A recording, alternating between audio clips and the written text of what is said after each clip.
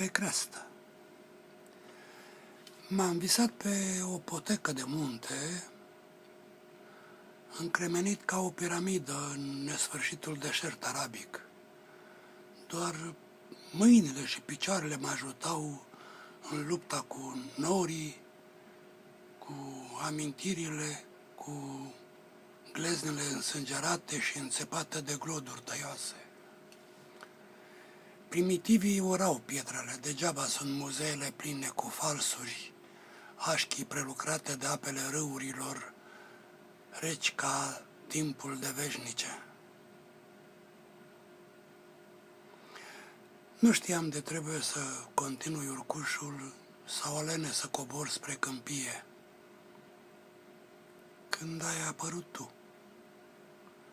Destul de departe să te confund cu un nor, destul de aproape să cred că ești vis.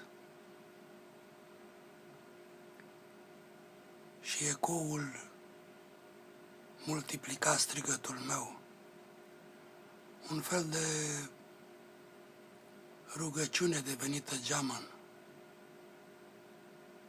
sau dimpotrivă.